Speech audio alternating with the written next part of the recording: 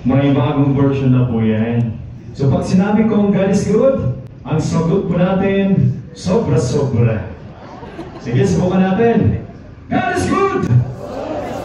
Sobra-sobra! Ayan. So our gospel reading for this morning is from the Gospel of St. John, chapter 10, verses 11 to 18. And basahin ko po para sa ating lahat. I am the good shepherd who is willing to die for the sheep. With a herdman who is not a shepherd and does not own the sheep sees a wolf coming, he leaves the sheep and runs away. So the wolf is nudges the sheep and scatters them. The herdman runs away because he is only a herdman and does not care about the sheep. I am the good shepherd, as the Father knows me, and I know the Father. In the same way, I know my sheep, and they know me, and I am willing to die for them. There are other sheep which belong to me that are not in the sheep pen. I must bring them too. They will listen to my voice, and they will become one flock with one shepherd. The Father loves me because I am willing to give up my life in order that I may receive it back again. No one takes my life away from me. I give it up of my own free will. I have the right to give it up, and I have the right to take it back. This is what my Father has commanded to me. Our gospel reading speaks about good shepherd, ang mabuting pastor. Pwede bang pakititigan yung katabi nyo, tapos pakisabi, salamat buhay ka pa. Oo naman. Oo naman, buhay po tayo. Dahil may mission po tayo. So today, we honor Jesus, the good shepherd, who remind us today that we all have a mission to shepherd and care for our flock. At sino po sila? Siyempre, pag nasa bahay po tayo, yung ating family, yung ating kapitbahay. And of course, pag dito sa trabaho natin,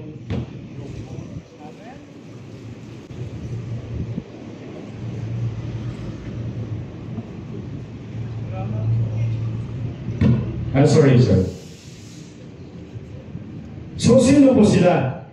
Siyempre, pag nasa bahay po tayo, yung pamilya po natin, yung kapitbahay natin. Pag dito naman sa trabaho, yung kasama natin sa trabaho, yung mga tauhan natin.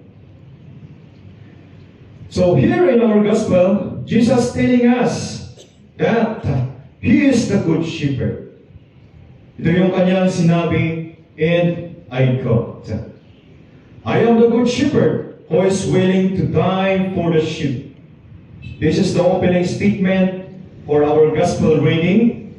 Why? Because in the gospel reading, there are two kinds of shepherd.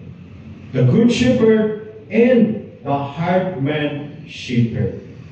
So, titingnan natin yung difference. So, the good shepherd, he knows all the sheep one by one. He will lay down his life. He will fight for them. He does not care if he die protecting the sheep. He has the heart for all. His gate is not locked, no passport, and he welcomes everybody. That is why he said, I have other sheep that does not belong to the flocks. Then, ito naman si hard-hand shepherd. He is not the shepherd, he is the fake one. He is not genuine.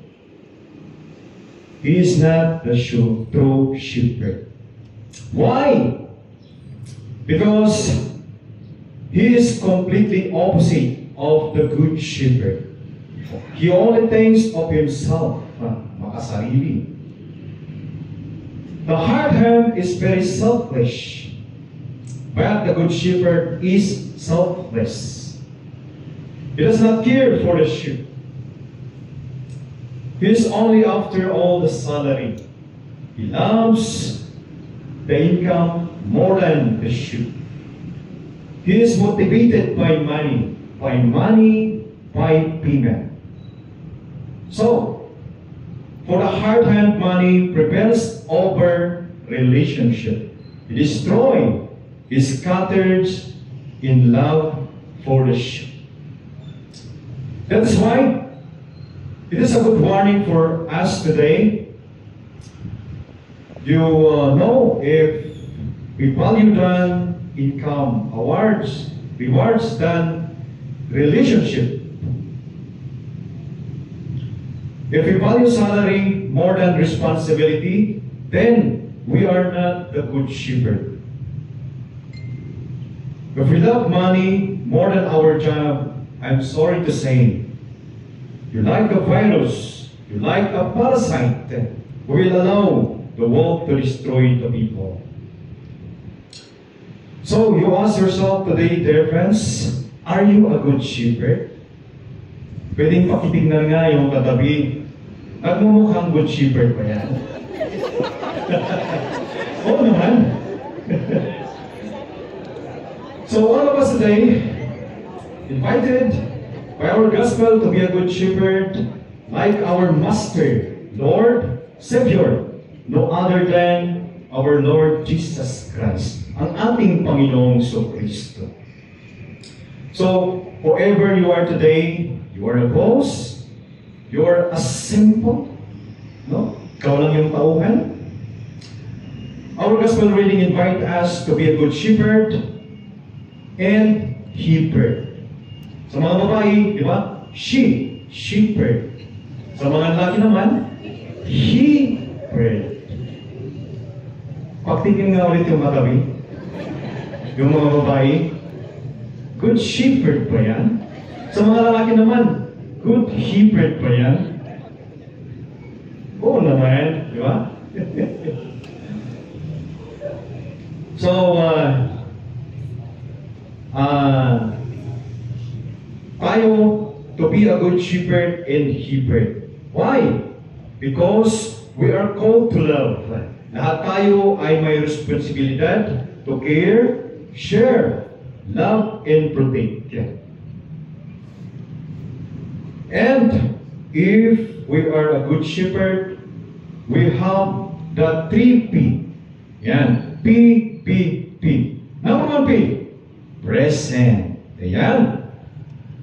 A good shepherd is present. Nandyan siya palagi sa kanila. Iba ka naman, absent shepherd ka. Be present with the people we care for. And the presence is so important. Please be present. Andyan ka nga, pero busy ka naman. Sa bisyo mo, no? Sa online game, it's useless. Number 2 P. Protector. A good shepherd, protect those people God has given to you. Ikaw ang tagasangga nila. Para maging safe sila. Alam nyo, yung pastol, mayroong staff, di ba? Di sa tukod na ngayon. Yan yung ginagamit ng pastol para protektahan yung kanyang mga trupa sa mga wolf. Tapos yung kawit ng pastol, di ba, dati nag-UJ, meron din pang kawit na sa mga nagwawalang tupa at nawawalang tupa. Number 3 P is provide. So as a good shepherd, we must have to provide. Nagpo-provide ka ba sa mga tao na under you? Baka yung piniprovide mo lang yung sarili mo lang. yung bisyo mo. You are not a good shepherd. You are not a good shepherd. Please don't forget these three pieces: present, protector, and provider. Ayan. Alam nyo, napakalamig ng panahon ngayon. Di ba? Kasi tag-ulan na kasi. So malakas yung ulan, malakas yung hangin. Alam nyo, noong kami po ay pumunta sa Kayapa, Bacol, sa kasagsagan ng bagyo, may nagpatulog sa amin ay isang pamilya. Pinuntahan namin, sinecure namin yung mga member of the family, tapos binalikan namin ng umaga. Alam nyo, nakita ko yung upuan. Sinabihan nga makamot upuan. Di upangit, yung saksak upuan na, lagay chicks na. Lagay chicks na, chikyap. Alam nyo, saludo ako sa upuan na yun. It's a best example of a good shepherd. Di ba? Pag sa tanghali rin, saludo ako sa mga punong kahoy. Andyan sila palagi, di ba? Nilililiman yung mga maliliit na halaman. Tapos, yung mga tao na gustong sumilong, yung mga ibon, yung mga maliliit na hayop. Andyan siya palagi. Gusto niyang umalis, pero hindi niya magawa. The tree provides a sheep for all. The best example of a good shepherd.